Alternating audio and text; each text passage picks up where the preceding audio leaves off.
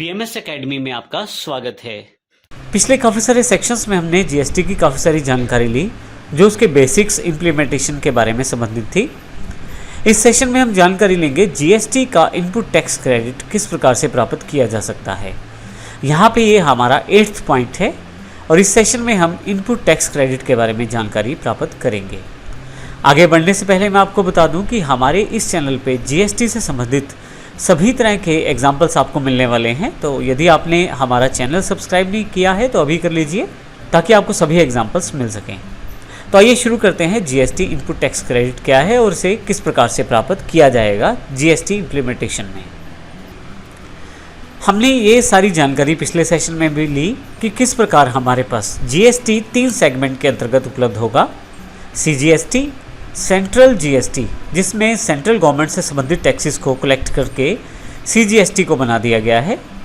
SGST अर्थात state GST जिसमें state government जो आपसे टैक्सेस लेती है उन सबको मिलाकर एक टैक्स बना दिया गया है एसजीएसटी। और इन दोनों का एक मिला हुआ रूप आईजीएसटी जो इंटर स्टेट सेल्स पर कार्य करेगा, जिसमें कुछ भाग सेंट्रल का रहेगा और कुछ भाग स्टेट गवर्नमेंट का भी रहेगा। ये सारी जानकारी हम पिछले सेशन में प्राप्त कर चुके हैं। तो अब बात करते हैं जीएसटी में आप इनपुट टैक्स क्रेडिट किस प्रकार से प्राप्त करेंगे। सबसे पहले हम ये जानते हैं कि इनपुट टैक्स क्रेडिट है क्या।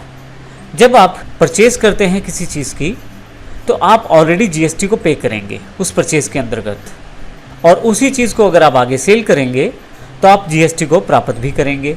तो सेल करने के पश्चात जो जीएसटी आपको मिला है और आपने जो परचेज़ करते हुए जीएसटी पे किया था, इन दोनों को अगर माइनस कर दिया जाए तो आपके पास वो नेट जीएसटी रह जाएगा जो आपको पे करना है।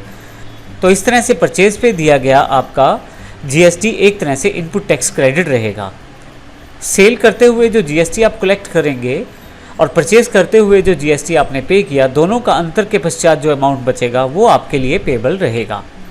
यहाँ हम इसको प्रैक्टिकल एग्जाम्पल में अगले सेशन में भी देखेंगे, लेकिन यहाँ के लिए हम ये जानकारी प्राप्त कर लें कि यदि आप मैन्युफैक्चरर हैं, ट्रेडर हैं, सर्विस प्रोवाइडर हैं, गुड्स या सर्विसेज में किसी तरह से भी आप कार्य करते हैं, डीलिंग करते हैं, तो यदि आप एक ही स्टेट के अंतर्गत सामान बेचते या खरीदते हैं with in state, same state में, तो आपके पास पहले सीजीएसटी लगेगा और फिर एसजीएसटी लगेगा। अर्थात सेंट्रल गवर्नमेंट का जो जीएसटी है वो लगेगा और फिर स्टेट गवर्नमेंट का जो जीएसटी है वो लगेगा। परंतु यदि आप इंटर स्टेट सेल करते हैं, अर्थात दूसरी स्टेट में आप सेल्स या परचेज करते हैं, तो उस केस में आप पे सबसे पहले सीजीएसटी लगेगा जो कि सेंट्रल जीएसटी है।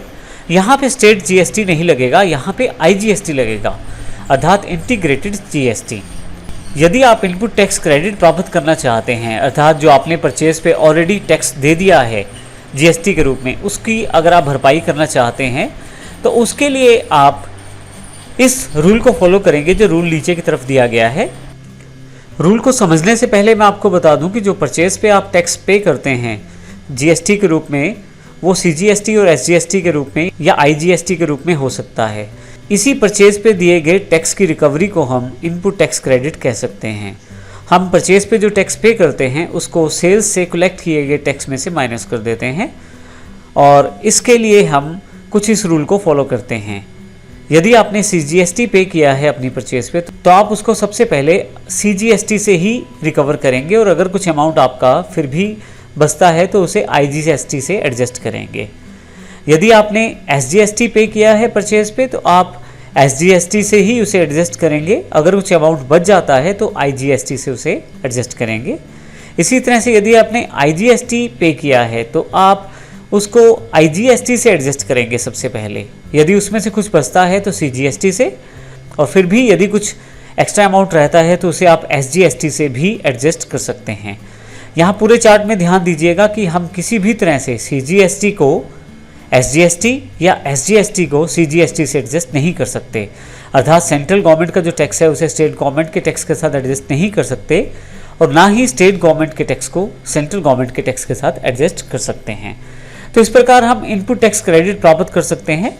नेक्स्ट सेशन में जो एग्जाम्पल करेंगे उससे ये पूरा सिनेरियो आपको क्लियर हो जाएगा कि किस प्रकार से हम इनपुट टैक्स क्रेडिट प्राप्त करेंगे, क्योंकि वो पूरा का पूरा एक एग्जाम्पल दिया गया है प्रैक्टिकल रूप में, किस प्रकार से आप सेल्स करेंगे, किस प्रकार से परचेज करेंगे, जिसको हम नेक्स्ट सेशन में जानेंगे। लेकिन आगे बढ़ने से पहले मैं बता दूं कि यदि आपने हमारे चैनल को सब्सक्राइब नहीं किया है तो अवश्य कर लें, क्योंकि हम यहाँ इसी चैनल पे जीएसटी से रिलेटेड बहुत सारे क्वेश्चंस के आंसर देने वाले हैं, ताकि आपको समय समय पर इन सभी वीडियोस की जानकारी मिलती रहे। तो इसके लिए आप सब्सक्राइब अवश्य करें। धन्यवाद।